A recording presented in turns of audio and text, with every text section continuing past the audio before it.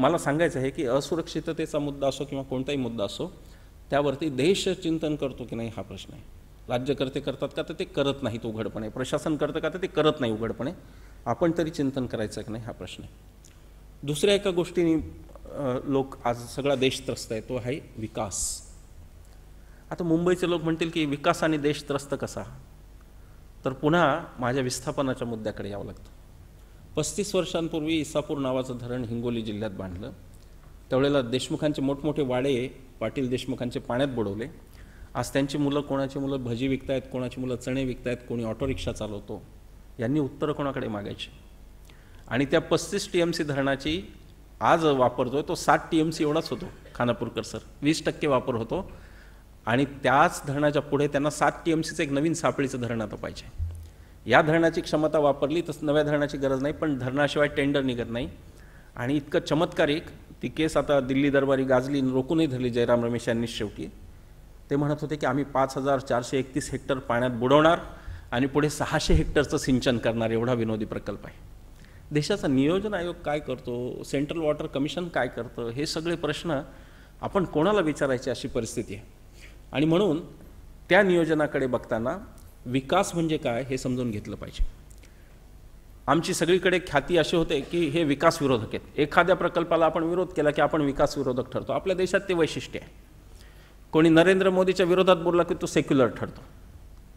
कोणी राहुल गांधीच्या विरोधात ठरला तर तो लगेच हिंदुत्ववादी ठरतो. हे होता कामा नये. पण आपली बौद्धिक क्षमता 2च पक्ष असतात त्याच्यावर गेली नाही. एक पक्ष अ या माणसाचा असतो, दुसरा पक्ष ब या माणसाचा असतो, पण तिसरा पक्ष असतो तो सत्याचा पक्ष असतो. त्या सत्याच्या पक्षाकडे आम्ही कधीच गेलो नाही. तो आपलाप आमच्याकडे करण्यात आला की एक तर हे असा नाही तर ते असा. लोक मला विचारतात तुम्ही कोणते वादी आहात, तुम्ही हिंदुत्ववादी, साम्यवादी, समाजवादी. मी सांगतो मी वादावादीत कुठल्याही नाही. असला तर मी मनुष्यवादी आहे. कुठला इझम न घेता आपण राहू नाही शकत का? कोणत्या तरी एका पक्षाचं समर्थन केल्याशिवाय आपण नाही राहू शकत का? आणि मग आपण पर्यायाने त्या विचारसरणींचे गुलाम होतो, त्या पक्षांचे गुलाम होतो आणि मग आपल्यातला मालकच हरून जातो. मग ते आपल्यावर राज्य करायला लागतात. विकासाकडे बघताना अत्यंत वाईट वाटतं सांगायला पुन्हा, परंतु जे महात्मा गांधींचं नाव सांगतात त्यांची दृष्टी, जे नानाजी देशमुखांचं नाव सांगतात त्यांची दृष्टी आणि जयप्रकाश नारायण यांचं जे नाव सांगतात त्यांची दृष्टी, या तिघांची दृष्टी सारखी आहे. यांना फक्त विकासातून भ्रष्टाचार करायचा आहे. जे सांगितलं जातं की गुजरातचं मॉडेल विकासाचं, गुजरातमध्ये किमान मजुरीचा दर हा 100 रुपये आणि तो बिहारमध्ये 165 रुपये. गुजरात मॉडेलची जी प्रशंसा केली जाते तर त्या पायाखाली कोण दबलं त्या गुजरातच्या विकासाच्या, त्याचं मात्र कधीच बोललं जात नाही.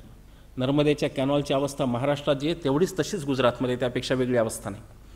परंतु जो प्रचार करतो त्याचं जग आहे, जो येऊन सांगतो. आणि कारण लोक खोलात शिरतच नाहीत, लोक विचारतच नाहीत विकास झाला म्हणजे नेमकं काय झालं, ते कशाच्या किमतीवर झालं. आपल्यापैकी किती जणांना माहिती की टाटाचा जो प्रकल्प, एक SMS उदाहरण दिलं मुख्यमंत्र्यांनी गुजरातच्या की एक SMS और टाटा को मैंने लाया. कोणाच्या जीवावर आला माहिती आपल्याला? या सभागृहातल्या किती लोकांना माहिती मला माहिती नाही. इंग्रजांनी कुरण म्हणून चरण्यासाठी जनावरांना जी राखीव जागा ठेवली होती पॅश्चर म्हणून, त्या पॅश्चरची जागा फुकटात दिली. आयजीच्या जीवावर बायजी उदार असा विकास, आणि वर आपल्याला सांगणार बघा आम्ही विकास केला. ती जागा काय भावाने दिली, कशा भावाने दिली? आणि मग त्यांचे जे कोणी मार्गदर्शक आहेत त्यांनी हे नाही विचारलं की मग आता गोमातेचं काय झालं, ते गोमातेचं चरण्याचं कुरण होतं, ते गोमातेचं काय झालं, तत्वांचं काय झालं, मूळ तत्वांचं, हे विचारणारं आज कोणी नाही. लोक तिसरंच बोलतात. आणि ही भलामण सगळेच पक्ष करतात. गुजरातचं मी फक्त नाव घेतलं कारण गुजरातची चर्चा खूप जास्त आहे. आणि देशात असं वातावरण आहे की 2च महापुरुष या जगात आहेत, एक तर राहुल गांधी आहेत, नाही तर नरेंद्र मोदी. तिसरा महापुरुष कोणी जन्मालाच आला नाही. 11वा अवतार जर देवाचा झाला तर तो या दोघांमधूनच व्हायचा आहे, असं वातावरण देशात निर्माण केलं जातं. याचा अर्थ बाकीची प्रजा निर्बुद्ध आहे, बाकीची प्रजा सडक्या डोक्याची असं नाही आहे. पण लोक, तुम्ही फेसबुकवरची भांडणं पहा, दोन व्यक्तीशिवाय तिसरी व्यक्तीच नाही दिसत फेसबुकवर. अनेक चांगली कामं करणारी माणसं आहेत आपल्या आसपास, त्यांची चर्चाच होत नाही. राहुल गांधी का नरेंद्र मोदी याच्यावर देशाचं सगळं लागलं आहे. राजकारणाने आम्हाला एवढं ग्रासलं आहे की खेड्यातला पोरगासुद्धा 16-17 वर्षाचा झाला की कुठल्या तरी पक्षाचा झेंडा खांद्यावर घेऊन स्वतःचं करिअर बर्बाद करत फिरतो, पुढे राजकारणात कमावतो, मग राजकारणात फ्रस्ट्रेशन आलं की व्यसन करतो, आणि व्यसन काला की सर्वनाश करून बसतो. जमिनी विकल्या अनेकांनी राजकारणापोटी, पण आम्ही त्याचं महत्त्व इतकं वाढवून ठेवलं आमच्या आयुष्यात की सर्व व्यापून पुरुष सूक्तात सांगितल्याप्रमाणे दशांगुळेवर राजकारण शिल्लकच राहतं. यावर एकदा विचार व्हावा की खरोखर. मी त्या विषयाकडे शेवटच्या माझ्या भागात येणार आहे. जो काही विकास होतो, जो काही विकासाच्या नावाने सांगितलं जातं, आम्हाला सांगितलं जातं रस्ते झाले, विकास झाला. आम्हाला सांगितलं जातं पूल बांधले, विकास. या किमान गरजा आहेत. या स्वातंत्र्याच्या नंतर 5 वर्षातच व्हायला पाहिजे होत्या. त्याच्यासाठी 66 वर्ष लावल्यानंतर पुन्हा आज ढोल पिटायचे, पुलांचे उद्घाटनं करत फिरायचे. पुन्हा उद्घाटनाला कोण येणार यावरून पुलांचं तसंच बांधकाम झालेलं काय ठेवायचं आणि पूल वापरूच द्यायचा नाही. मला वाटतं की या परिस्थितीतून, या मानसिकतेतून देशाला यावं लागेल. विकासावर प्रश्न उभे करावे लागतील की विकास कोणाचा. मी स्पष्टपणे सांगतो, आम्हाला भले आमचे किती नाव बदनाम असो विकासाचे विरोधक म्हणून, मी स्पष्टपणे सांगतो की 2 गोष्टी जर पाळल्या तर देशातल्या कोणत्याही विकासाला आमची कुठलीही हरकत नाही. त्या 2 गोष्टी अतिशय साध्या आहेत. एक, पहिलं असं पाहिलं पाहिजे की हा विकास पर्यावरणपूरक आहे का, एन्व्हायरमेंटली सस्टेनेबल आहे का. आणि दुसरं असं पाहिलं पाहिजे की हा विकास सामाजिकदृष्ट्या सर्वसमावेशक आहे का, इन्क्लुसिव्ह आहे का. ह्या 2च गोष्टी पाहिल्या पाहिजे. Sustainable, एन्व्हायरमेंटली sustainable, socio economically inclusive असलेल्या कुठल्याही विकासाला कोणीही विरोध करणार नाही याची मी हमी देतो. पण देशात होत नाही ह्या गोष्टी. या अत्यंत बेसिक गोष्टी, त्या 2 गोष्टींची पूर्तता होत नाही. आणि मग सांगितलं जातं की तुम्ही त्याला विरोध केला तर मग तुमचा काय हातपाय तोडू जर विरोधाला आला तर वगैरे. ही परिस्थिती शोचनीय, लोकशाही नाही. हे लोकशाहीचं भलतंच काहीतरी स्वरूप आपल्याकडे दिसतं आहे. तिसरा मुद्दा भ्रष्टाचाराचा. आपण त्याच्यावर किती बोलावं तेवढा कमीच आहे. कोळसा उगाळावा तेवढा काळाच. किती बोलायचं भ्रष्टाचारावर. किती प्रकारची आंदोलनं किती चालू आहेत, देशभर चालू आहेत. प्रत्येक ठिकाणी माणसं भ्रष्टाचाराच्या विरोधात लढत आहेत आणि लढाई यशस्वी पण होत आहेत. लोक म्हणतात की काय झालं, अण्णांचं आंदोलन फसलं का, अरे अण्णांची सरकारची काही कुस्ती नव्हती, कोण जिंकलं कोण हारलं. ते आपल्यासाठी करतायत, तुमच्या माझ्या पिढ्यांसाठीच करतायत. ही काही कुस्ती म्हणून नाही पाहतायत. जे लोक म्हणत असतील, म्हणजे आजच्या खास करून तरुणांना त्याचं आकलन होण्याची गरज आहे. चेंज मेकर व्हायचं असेल तर, बदल घडवायचा असेल तर त्याची गरज आहे आकलनाची. आणि त्याचंही आकलन फार व्यवस्थित केलं पाहिजे की वरवर न बघितलं तर आपल्याला लोक म्हणतील की चळवळ संपली, आंदोलन संपलं. मला असं वाटत नाही. मला वाटतं की आंदोलनाने 3 गोष्टी दिल्या. पहिली गोष्ट ही दिली की राज्यसत्तेला, राजकीय व्यवस्थेला कळलं की लोक रस्त्यावर येऊ शकतात. 77 नंतर ही सवयच त्यांना राहिली नव्हती आणि म्हणून त्यांना असं वाटायचं की आता जे काही आहोत ते आम्हीच आहोत, आम्हाला विरोध करणारी यंत्रणाच नाही, आम्हाला कोण विरोध करणार, असा त्यांचा वारू उधळला होता. त्यांना कुठेतरी कळलं की लोक रस्त्यावर येतात, मेणबत्त्या घेऊन येतात, पण येतात. आम्हाला हिणवलं गेलं की मेणबत्ती संप्रदाय म्हणून. आम्ही म्हणतो दिवाणखान्यात टीव्हीवर बसून गप्पा मारण्यापेक्षा मेणबत्ती घेऊन रस्त्यात आलं हेही काही कमी नाही. ती पण एक मोठी क्रांती आहे. पण ते एक घडलं की त्यांना कळलं की लोक जागे होऊ शकतात. दुसरं असं घडलं की नेतृत्वाशिवाय लढण्याची लोकांना सवय लागली. आंदोलनातली आमची घोषणा होती की तू भी अण्णा, मैं भी अण्णा, आप तो सारा देश है अण्णा. त्याच्यामागे हेच होतं की अण्णा किती दिवस, जे काही समाजसेवक आज आहेत ते किती दिवस आपल्याला पुरतील, त्याच्यानंतर समाजालाच लढायचं आहे. म्हणून अण्णांवर एकटे अवलंबून राहू नका, कोणावरती अवलंबून राहू नका आणि तुम्हीच तुमचे स्वतः अण्णा व्हा, हा संदेश होता. आणि मला आनंद वाटतो की दिल्लीमध्ये बलात्काराच्या घटनांनंतर लोक रस्त्यावर आले, बीडमध्ये जिल्हाधिकाऱ्यांच्या बदलीनंतर लोक रस्त्यावर आले, कुठेतरी अशोक खेमकांच्या बदलीनंतरही रस्त्यावर आले, दुर्गा शक्तीच्या पण आले. याचा अर्थ असा की आंदोलनाने लोकांना रस्त्यावर यायला शिकवलं, नेतृत्व असो किंवा नसो. भ्रष्टाचाराच्या वेळेला माफ करा मला, बलात्काराची केस जी दिल्लीत झाली त्यावेळेला नेता नव्हता कोणी, तरी जंतर मंतरवर लोक येत होते आपल्या स्वयंस्फूर्तीने. मला वाटतं ही फार मोठी अचिव्हमेंट दुसरी त्या आंदोलनाची. तिसरी एक अचिव्हमेंट आहे, आजपर्यंत प्रथा अशी होती की निवृत्त झाल्यावर चॅनलवर येऊन आमच्या खात्यात कसा भ्रष्टाचार होता हे सांगायचं. आता व्यवस्थेच्या आतली मंडळी बोलायला लागलेली आहेत. विश्वास पांढरे साहेबांच्यासारखा एखादा माणूस नाशिकमधून एल्गार पुकारतो, खोब्रागडे नावाचे एक तलाठी सरळ डेप्युटी कलेक्टरच्या विरुद्ध चंद्रपूरमध्ये आघाडी उघडतात. ही त्या माणसांची व्यक्तिगत पुण्य तर आहेच, 90% श्रेय त्यांचंच आहे. पण कुठेतरी 10% श्रेय हेही असावं की लोक आता मागे उभं राहतात आंदोलनात आणि लोक आपल्या पाठीशी आहेत. मला असं वाटतं की कुठली गोष्ट टाकाऊ का टिकाऊ एवढीच चर्चा न करता ती कितपत टिकाऊ आणि कितपत टाकाऊ याची पण चर्चा व्हावी. आपण एक तर गोष्ट फेकून देतो किंवा उराशी कवटाळतो, तसं नसतं. काही वेळा उपयुक्तता पाहावी लागते, काही वेळा व्यवहार्य गोष्टी पाहाव्या लागतात आणि आपल्याला हा व्यवहार्य विचार करावा लागतो की आंदोलनं जी आत्तापर्यंत झाली ती कुठपर्यंत आली आणि आता आपल्याला पुढे कुठे जायचं आहे. त्यामुळे त्याचंही अगदी उथळपणे विश्लेषण नव्हता, त्याचं गंभीर चिंतन झालं पाहिजे की खरोखर आपण काय साधलं आणि पुढच्या काळात आपल्याला काय साधायचं आहे. भ्रष्टाचाराच्या मुद्द्यावर लोकपालचं आंदोलन आपण पाहिलं. आत्ता काल परवा आपल्याला परिणाम दिसला की लालू प्रसाद आता आत गेले. राईट टू रिजेक्टची मागणी झाली की ते म्हणतात की कसं होणार, मग व्यवस्थाच बिघडून जाईल. लोकांच्या अधिकाराचा प्रश्न आला की त्यांना ते नको असत द्यायचं. राईट टू इन्फॉर्मेशनपासून ही सुरुवात झाली.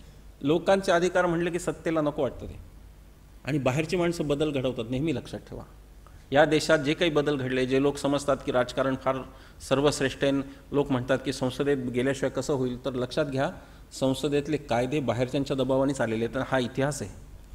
इंग्रजांनी नाही आणला सतीचा कायदा, राजाराम मोहन रॉय यांनी तो आणायला लावला त्यांना. तिथपासून ते RTI पर्यंत आपण विचार करा की आतले प्रभावी ठरले का बाहेरचे. आतल्यांना बदल नकोच आहे. बदल हा सत्तेचा गुणच नाही आहे, कारण बदललं की सत्ता जाईल ही भीती असते, आणि ती सर्व पक्षी आहे, एकाच पक्षाचं कुठल्या नाही. बदल झाला की सत्ता जाईल या भीतीतून आतले बदल नाकारतात, तेव्हा बाहेरचे बदल घडून आणतात, आणि म्हणून बाहेरचे पण गरजेचे आहेत. एवढंच मला सांगायचं की बाहेरून काम करणारा एक फोर्स असेल जो गोष्टी बदल घडून आणतो. आता लोकांचा प्रश्न आहे की आता लालू प्रसादचं झालं, पण लालू प्रसादकडून पैसे वसूल होतील का? एक प्रासंगिक उदाहरण म्हणून बोलते, लालू प्रसादांचं माझं काही वैर नाही, कोणाशीच माझं वैर नाही. त्याचं स्पष्ट उत्तर नाही असं आहे, कारण प्रिव्हेन्शन ऑफ करप्शन ॲक्टमध्ये आज ती तरतूद अत्यंत सौम्य आहे. त्या माणसाची संपत्ती जप्त होते, पण देशात एकही भ्रष्ट माणूस एवढा हुशार नाही की तो स्वतःचे पैसे स्वतःच्या नावावर ठेवील. अर्थातच तो ठेवणार नाही, आणि त्यामुळे वसुलीची शक्यता कमी आहे. लोकपालमध्ये आपण म्हणत होतो की आधी त्याच्या आसपासच्या सगळ्यांची प्रॉपर्टी अटॅच करा आणि वसुलीची तरतूद करा, आणि मग ते जाईल. कदाचित लोकपाल असतं तर आज पैसेसुद्धा वसूल झाले असते, ते आता होणार नाहीत. लोकपालच्या अभावी माणसं काय विचार करतात, मी काय होईल, जेलमध्ये जाईल. प्रिव्हेन्शन ऑफ करप्शन ॲक्टमध्ये जास्तीत जास्त शिक्षा किती, 5 वर्ष. त्यातली पण जेलरला मॅनेज करून वगैरे शिक्षा कमी करून घेता येते सद्वर्तणुकीच्या नावाखाली, आणि देशात हे सगळीकडे घडतं, त्याच्यात काही सिक्रेट नाही. मग ती शिक्षा येईल 4 वर्ष 3.5 वर्षावर. ती शिक्षा करून जर एखादा 5,000 कोटी खाणारा म्हणेल की जातील 3-3.5 वर्ष, नंतर माझा पैसा एन्जॉय करायला मी मोकळा आहे, तर व्यवस्था हरली का जिंकली हा प्रश्न आहे. आणि ज्या कारणासाठी सुरू झालं त्याला दंड करून व्यवस्थेतून सरकारचा पैसा, जो लोकांचा पैसा कर रूपाने आलेला, तो परत आला का नाही हा प्रश्न आहे. तिथे लोकपालची भूमिका होती. घटनेचं 50वे कलम स्पष्टपणे सांगतं की चांगली न्यायव्यवस्था, न्यायसंस्था देणं हे राज्यसंस्थेचं काम आहे.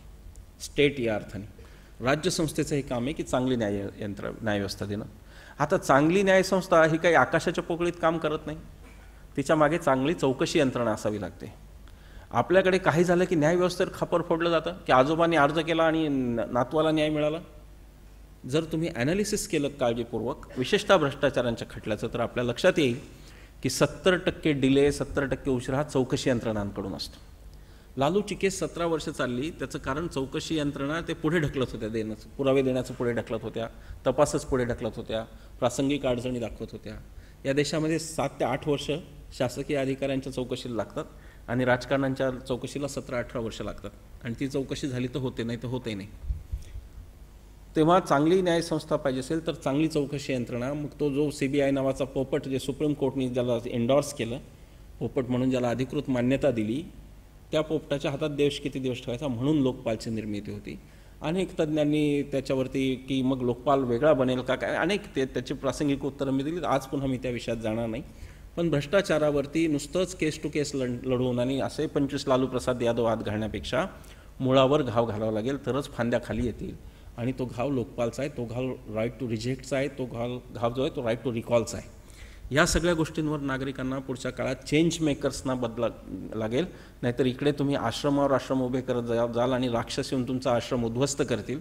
तुम्हाला मुळातच बंदोबस्त केला पाहिजे, अन्यथा निर्माणाची अनेक कामंसुद्धा यांनी त्याचा विध्वंस केला. आणि म्हणून आता समाजाने विचार करण्याची की भ्रष्टाचाराच्या विरुद्ध लढायचं म्हणजे या गोष्टींची मागणी आग्रही ठेवायची की नाही, चेंज कसा होईल, बदल कसा होईल, हे आपल्याला पाहिलं पाहिजे. शेवटी फक्त 4-5 मुद्दे आणखी बोलणार आहे आणि मी संपवणार आहे.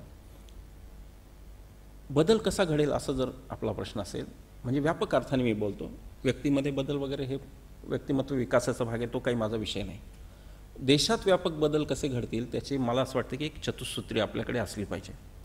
त्यातलं पहिलं आहे तो कायदा, कारण कायद्यालाच लोक घाबरतात. आमच्या पुण्यामध्ये जर सिग्नल चालू असेल पण तिथे पोलीस उभा नसेल तर कोणीही सिग्नल पाळत नाही, जास्तीत जास्त लोक. म्हणजे त्याच्याऐवजी जर सिग्नल बंद असेल पण पोलीस तिथे उभा असेल तर एकही माणूस रेषा ओलांडून पुढे जात नाही. आपण कायद्याला घाबरतो. आपली मानसिकता गुलामगिरीची असल्यामुळं आपण कायद्याला सगळ्यात जास्त घाबरतो. ते तरी एक चांगलं आहे की आपण कशाला तरी घाबरतो.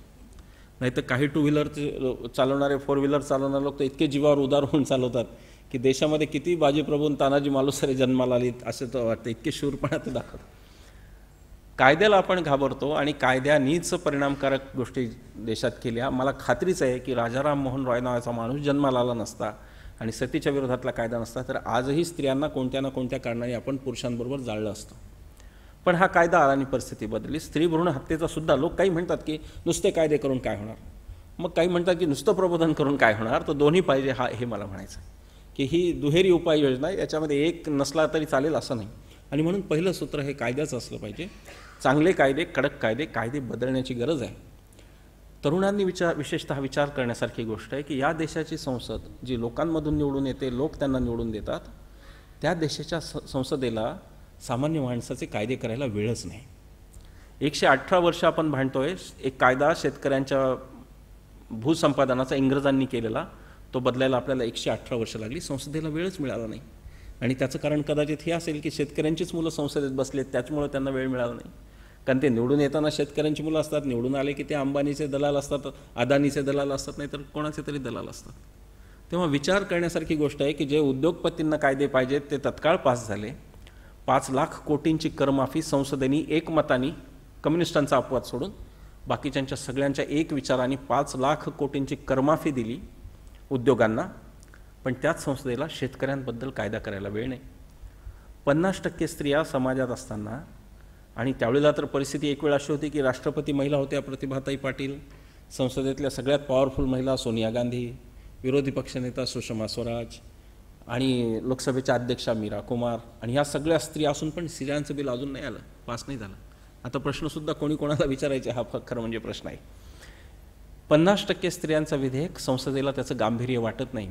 कामगार कायदा तिसरा, फॅक्टरीज ॲक्ट 48 साली आला, जो आज कामगारालाही जाचक झाला आणि मालकालाही जाचक झाला, आणि तो बदलावा अशी सर्व स्तरातून असताना 48 पासूनचा कायदा बदलायला संसदेला आमच्या आजपर्यंत वेळ मिळाला नाही. मग प्रश्न असा की ही संसद कोणाची, ही कोणासाठी? आणि संसदेवर जर प्रश्न विचारला तर ते म्हणणार की संसद सार्वभौम आहे, तुम्ही कोण बोलणार? आम्ही त्याला म्हणतो की संसद सार्वभौम आहे हे खरंच, पण संसदेला सार्वभौमत्व कोणी दिलं? ते भारताच्या राज्यघटनेने दिलं. आणि राज्यघटना कोणी स्वीकारली? We the people of India, आम्ही भारतीय लोक. आणि म्हणून आम्ही भारतीय लोक संसदेपेक्षाही जास्त सार्वभौम आहोत, कारण आम्ही त्यांना निवडून देतो. जो नोकरीला ठेवतो त्याला काढण्याची पण अधिकार असला पाहिजे, म्हणून आम्ही जास्त सार्वभौम आहोत. ही भूमिका खरं म्हणजे नागरिकांची असली पाहिजे. पण आपण आपल्याला मालक ओळखत नाही कधी. माझे अधिकार काय ते आपण अत्यंत इंग्रजांच्या पासून असल्यामुळे आपण एका गुलामगिरीच्या मानसिकतेतलो होतो. गंमत वाटते मला, ह्या देशात अधिकाऱ्यांच्या दारावर पाट्या दिसतात की भेटीची वेळ अमुक देतो, मग ते पगार आपला घेतात, माझ्या करातून तुम्ही पगार घेता, मी तुमचा मालक आहे त्या अर्थाने. आणि जगात असा कोणता देश आहे की जिथे मालक नोकराची अपॉइंटमेंट घेऊन त्याला भेटायला जाईल? उद्या तुमच्या घरी काम करणाऱ्या बाईनी, तुमच्याकडे काम करणाऱ्या एखाद्या गड्यानी, मजुरांनी जर तुम्हाला म्हणलं की ओ मालक मला उद्या 12 ते 1 याच वेळात भेटायचं बरं का, नाहीतर तर तुम्ही सहन कराल का? पण आपण जे व्यक्तिगत आयुष्यात सहन करत नाही ते सार्वजनिक जीवनात सहन करतो. पाट्या दिसतात की भेटीची वेळ अमुक देतो, मग या पाट्या आपल्या गुलामगिरीची प्रतीक आहेत. आणि त्यामध्ये मोठ्या प्रशासकीय सुधारणाकडून हे काढून घ्यावं लागेल. वेळ पडली तर सगळ्यांच्या डोक्यावरचे लाल दिवे पण काढून घेतले पाहिजेत, कारण त्या लाल दिव्यांनी सत्तेची गुर्मी जरा जास्तच वाढते असं मला वाटतं. हा विचार नागरिक म्हणून आपण कधी करतो का, हा प्रश्न आहे. आणि म्हणून मी आज चेंज मेकर्समध्ये याच्याचसाठी आलो की मला ह्या गोष्टींवर चिंतन झालं पाहिजे असं वाटतं. चंद्रपूरच्या माणसाला सांगितलं जातं की तू 18 तास प्रवास करून यायचा, मुंबई ही तुझी राजधानी, आणि आल्यावर मंत्रालयात त्याला सांगितलं जातं की आता भेटीची वेळ उद्या दुपारी 2ला आहे. आणि त्यांनी वेगळा विदर्भ मागितला की आमचा थेट सुरू होतो, आमच्या अस्मिता सुरू होतात. त्याची अस्मिता काय? जो घरून भाकरी बांधून आणतो गरीब मनुष्य, 18 तास प्रवास करून येतो, त्याला अस्मिता नाही. तुम्हालाच अस्मिता आहे का फक्त? त्यालाही काहीतरी कळत असेल, पुढच्या काळात त्यालाही काहीतरी पाहिजे असेल, त्यालाही राजधानी टप्प्यात पाहिजे असेल त्याच्या, आणि प्रत्येक कामाला त्याला राजधानीतच यावं लागतं. सगळ्या बदल्या राजधानीतच होतात. नायब तहसीलदाराचे बदलेसुद्धा मंत्रालयातूनच होते, कारण बदल्या सोडल्या की हातचे पैसे गेले, आम्हाला त्या सोडता येत नाहीत. एकीकडे गांधीजींचा फोटो लावायचा, एकीकडे विकेंद्रीकरणाचं बोलायचं, आणि दुसरीकडे सगळे अधिकार मात्र केंद्रीभूत झालेले आहेत. लोकांना चंद्रपूरहून यायला लागतं बदली रद्द करायला किंवा बदली करायला, आणि आपण म्हणणार की महाराष्ट्राचे तुकडे होऊ देणार नाही, कारण का आमची मराठी अस्मिता. मग मराठी अस्मिता अशावेळी कुठे जाते? एक मराठी माणूस छळला जातो, त्याच्याबद्दल मराठी अस्मिता ते बोलायला कोणी तयार नाही, कारण ते राजकीयदृष्ट्या सोयीचं नाही. अस्मितेचे विषय सोयीचे आहेत, स्मारकाचे विषय सोयीचे आहेत, कारण स्मारक दिलं की तो समाज आपल्या मागे आला, हे गणित आहे. अमुक काही दिलं की त्या समाजाचं झालं. स्मारक आणि आरक्षण. दुसरं आरक्षण सगळ्यांना दिलं तरी देशामध्ये नोकऱ्यांची उपलब्धता किती, देशामध्ये शिक्षणाची व्यवस्था काय, इंजिनिअरिंगच्या जागा एकीकडे रिकाम्या राहत आहेत, आरक्षणाचा उपयोग काय, याचा मुळात कोणी विचार करायला तयार नाही. प्रत्येकजण बोलतो तो स्मारकाचं बोलतो, आरक्षणाचं बोलतो, आपल्याला विभाजित करण्याचंच बोलतो. आणि आपल्या इतक्या ओळखी आहेत की प्रत्येक जातीची आपण संमेलनं घेतो वेगळी, प्रत्येक जातीचं वेगळं संमेलन आहे. त्यांना हे कळलेलं आहे की तुम्ही डिव्हायडेड आहात, डिव्हाइड अँड रूल ही इंग्रजांची पॉलिसी ते राबवतात. कधी जातीपातीच्या नावावर, कधी भाषेच्या अस्मितेवर, कधी विभागवार म्हणून आपल्याला ते फक्त आणि फक्त डिव्हाइड करत आले. आपण युनाईट होणार की नाही हा प्रश्न आहे. चेंज मेकर्सना हा प्रश्न घ्यावा लागेल की खरंच समाज जर एकसंध राहिला नाही, समाजाने जर एक सुरात बोललं नाही आणि प्रत्येकजण म्हणू लागला की परवा आमच्या मराठवाडा मित्रमंडळाचा एक काहीतरी कार्यक्रम होता वर्धापन दिनाचा, तिथे एक अतिशय त्वेषाने एकजण बोलले आणि भाषणाच्या शेवटी म्हणाले जय मराठवाडा. मी त्यांना म्हणालो की जय मराठवाडा ही पण फार व्यापक भूमिका झाली 8 जिल्ह्यांची. आपल्याला जय परभणी, जय उस्मानाबाद, जय नांदेड असं म्हणायला पाहिजे. शेवटी लहान लहानच होत गेलं पाहिजे. तोच आपलं खरं म्हणजे असं होताना दिसत नाही. समाज एकसंध म्हणून किती लोक म्हणतात भारताच्या बाहेर मी भारतीय नाही, मी महाराष्ट्रीयन आहे, मी पंजाबी आहे, मी तामिळ आहे, मी भारतीय म्हणणारे लोक किती. चेंज मेकर्स होत असताना, उद्याचे म्हणत असताना ह्या समाजातल्या अत्यंत मूलगामी पण अत्यंत महत्त्वाच्या अशा गोष्टी आपण समजून घेतल्या पाहिजे की समाज जोपर्यंत विभाजित आहे तोपर्यंत फक्त दुष्ट शक्तींचंच फावणारे सज्जन शक्ती एकत्रित येणार नाही, आली तरी त्याचा उपयोग होणार नाही. त्यासाठी आधी समाजाचं एका सुरात बोलणं हे गरजेचं आहे असं मला वाटतं. दुसरा कायद्यानंतर दुसरी गोष्ट येते ती व्यवस्था परिवर्तनाची. व्यवस्था परिवर्तन हा फार व्यापक शब्द आहे आणि जेपींनी तो त्यांच्या काळात खूपच व्यापक रीतीने वापरला. संपूर्ण व्यवस्था परिवर्तन हा नारा दिला.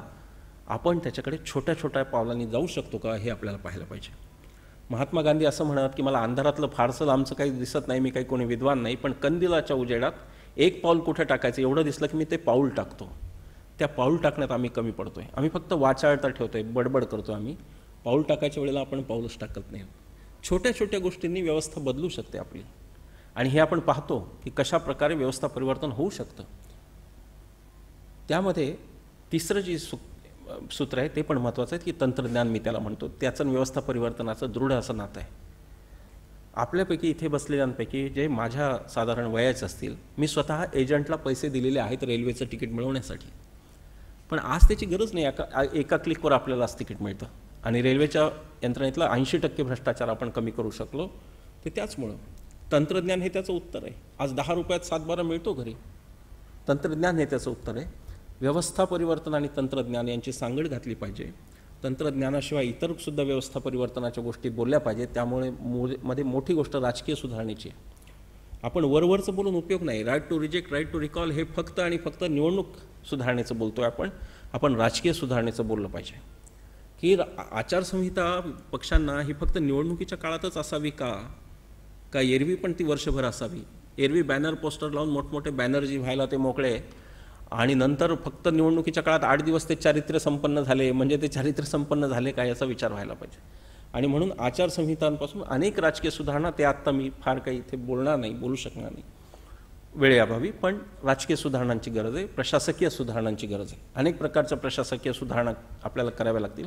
विकेंद्रीकरणाकडे आपल्याला जावं लागेल. स्मॉल इज ब्युटिफुल हे आपण लक्षात ठेवलं पाहिजे. कुठल्या तरी कळमनुरी तालुक्याचा पाण्याचा प्रश्न हा मुंबईच्या मंत्रालयात बसून सोडवणं याच्या इतका कर्मदरिद्रीपणा दुसरा नाही. ते तिथल्याच लोकांना दिलं पाहिजे. लोकांच्या शहाणपणावरती विश्वास ठेवला पाहिजे. Public wisdom, people's common wisdom याच्यावरती विश्वास ठेवला पाहिजे. नाहीतर 120 कोटीचा देश मॅनेज करणं अशक्यच होणार. मग ढीक फायलींचे साचच जाणार आणि मग कोणीतरी कोणाला तरी म्हणणार की त्यांना लकवा झाला हाताला, मग फायलीच निघत नाहीत वगैरे. लकवा ह्या देशाला 66 वर्षापासून आहे. आत्ता तुमच्या फायली अडकल्या म्हणून तुमच्या लक्षात आलं लकवा झाला म्हणून. या देशातलं जनता ते 66 वर्ष झाली भोगतीच आहे तो लकवा. कोणाचं काम कधी वेळेत झालं असं सांगणारा एक जरी माणूस मला मिळाला सभागृहात तरी मी म्हणेल की व्यवस्था चांगली आहे. पण हे शक्य नाही. आम्हाला तो लकवा 66 वर्ष छळतोय. तुम्हाला आत्ता छळायला लागला तर लगेच तुम्हाला त्याचा त्रास झाला. पण ठीक आहे. लकवा का होतो? ओबामाच्या ऑफिसमध्ये संदीप वासलेकरांच्या मला वाटतं पुस्तकात मी वाचलं की काहीतरी 150 का 200 लोक काम करतात आणि तिथे भेटायला येणारे 20-30च्या वर नसतात दिवसाला. आता ओबामा आमच्या ह्या गावरान मंत्र्यांपेक्षा कमी म्हणजे लहान आहे का तो? यांच्याकडे का एवढे लोक येतात? त्याचं कारण प्रत्येक गोष्ट केंद्रीभूत आहे. केंद्रीकरण स्वतःकडे केलेलं आहे.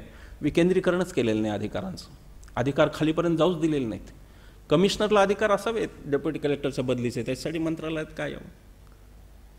DGला अधिकार असावेत पोलीस अधिकाऱ्यांच्या बदलीचे, मंत्रालयाचं अप्रुव्हल कशासाठी, त्याच्यासाठी. केंद्रीकरण केलं, त्याला विकेंद्रित करावं लागेल. स्मॉल इज ब्युटिफुल गांधीजींनी सांगितलं, त्याकडे जावं लागेल. पाण्याचं नियोजन गावचं गावाला करू द्यावं, सरकारने फक्त पैसा द्यावा, इन्फ्रास्ट्रक्चर द्यावं. इन्फ्रास्ट्रक्चर गावकरी उभं करतील, सरकारने फक्त पैसा द्यावा.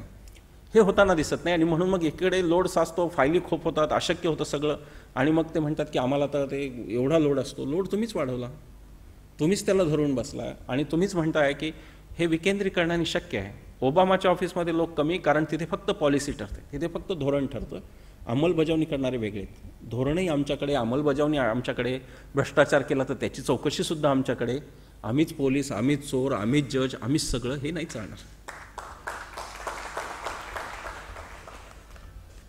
आणि त्यामुळे व्यवस्था परिवर्तनावर आपल्याला आज ना उद्या देशाला गंभीर व्हावं लागेल असं मला वाटतं. चौथी जी सूत्रे ते फार महत्त्वाची, ती प्रबोधनाची.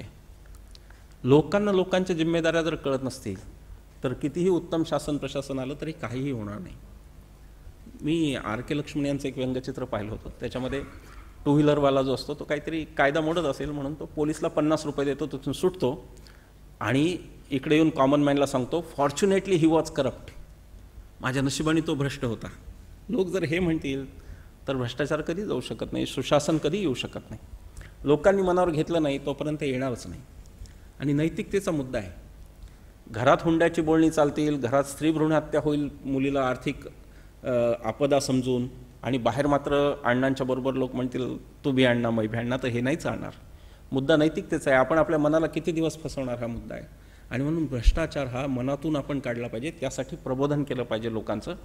भ्रष्टाचार, अनेक जण म्हणतात की भ्रष्टाचार आम्ही मजबुरीने करतो, बरोबर आहे, ती व्यवस्था पण बदलावी लागेल व्यवस्थापनाने, आणि पण प्रबोधन पण गरजेचं आहे. त्या चतुसूत्रीने गेलं तर मला असं वाटतं की आपण चेंज घडवू शकू, बदल आणू शकू. देशामध्ये बदल आणणं सोपं आहे. खूप काही हे रॉकेट सायन्स नाही, हे काही फार अवघड आहे असं नाही. सुरुवात माझ्यापासून करायची, हे शक्य आहे.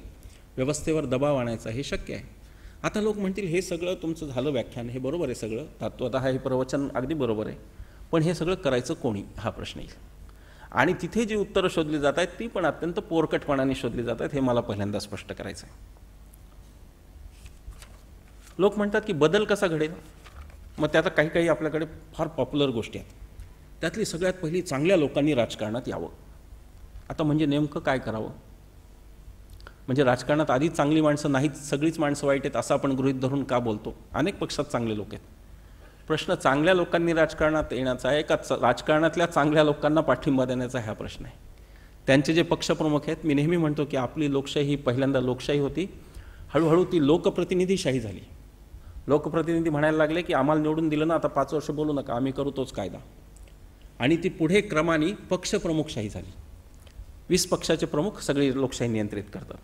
निवडून आलेले आमदार जास्त संख्येने आले की विधिमंडळात ठराव काय पास होतो की मुख्यमंत्री कोण याचा निर्णय श्रेष्ठी घेतील. तुमच्या डोक्यात भुसा भरलाय का, तुम्ही ठरवा ना तुमचा नेता. श्रेष्ठी ठरवतील याचा एवढाच अर्थ की तिथला व्यवहार कोण पूर्ण करेल तो मुख्यमंत्री होईल. मग असं जर असेल आणि आपण आपले लोकप्रतिनिधीसुद्धा अशा प्रकारे जाऊन पुढे ती पक्षप्रमुखशाही झाली असेल तर कितीही लोक चांगले राजकारणात आले तोपर्यंत जोपर्यंत वर वाईट बसलेले तोपर्यंत चांगलं तर चालूच देणार नाही. आज सगळ्या पक्षांमधली मंडळी अस्वस्थ आहे. मी चॅनलवरती चर्चांना जातो तेव्हा त्यांना सांगतो राजकीय पक्षाच्या लोकांना, हे बघा ऑन एअर आपण बरं बोलायचं पण ब्रेकमध्ये खरं बोलायचं, आणि लोक खरं बोलतात. माझ्या लक्षात आलं की सगळी चांगली मंडळी सगळ्या पक्षांमधली अस्वस्थ आहेत, कारण वाईट मंडळी त्यांचं काहीच चालू देत नाहीत. मग चांगल्या लोकांनी राजकारणात यावं याचा अर्थ तिथं कोणी तबक घेऊन यांच्या स्वागताला उभं आहे असं समजायचं का, असं समजता नाही येणार. आणि आता हेच सूत्र जर आपण म्हणलं ठेवतं, मी इथे जमलेला समाज हा बुद्धिवादी आहे, तो खोलापर्यंत विचार करेल ही अपेक्षा ठेवून मी इथं बोलतोय. नाही तर वरवरच्या चर्चा चांगले लोक आल्याशिवाय कसं राजकारण सुधारणार वगैरे असं नाही आहे. चांगल्या लोकांनी राजकारणात यावं हे इतकं भोळसट विधान आहे की हे असं म्हणल्यासारखं उद्या की समाजात चांगले डॉक्टर नाहीत, चांगल्या लोकांनी डॉक्टर व्हावं, समाजात चांगले इंजिनियर नाहीत, चांगल्या लोकांनी इंजिनियर व्हावं. ही चांगल्या लोकांची गरज सगळीकडेच आहे, ती तशी राजकारणातही असणार. पण त्यामुळं चांगले लोक राजकारणात आले की समस्या सुटतील हे एक मिथक आहे, हा एक अपप्रचार आहे असं मला मांडायचं आहे. दुसरं मांडलं जाते तुम्हाला घाण साफ करायची असेल तर घाणीतच उतरावं लागेल. हे कोणी सांगितलं. आजचा तरुण वेगळा विचार करतो, तो आधुनिक यंत्रयुगात राहतो, तो आता गटारात उतरून नाही घाण साफ करणार, तो JCBने घाण साफ करेल ना. आता JCB आहे उपलब्ध, त्याला स्वतःला उतरण्याची गरज नाही. मग हे JCB कोणते आहेत? ह्या JCBचं नाव माहिती अधिकाराचं आहे. माहिती अधिकार आहे. ग्रामसभांचे, वॉर्ड सभांचे अधिकार हे हा JCB आहे. ह्या व्यवस्था आपण कधी वापरल्या? लोक वापरतच नाहीत. एका ठिकाणी प्रश्नोत्तराचा कार्यक्रम होता व्याख्यानानंतर, एक जण मला म्हणले, अहो ते काही होत नाही RTIने वगैरे. ते जरा वृद्धग्रस्त होते. मी आता उत्तर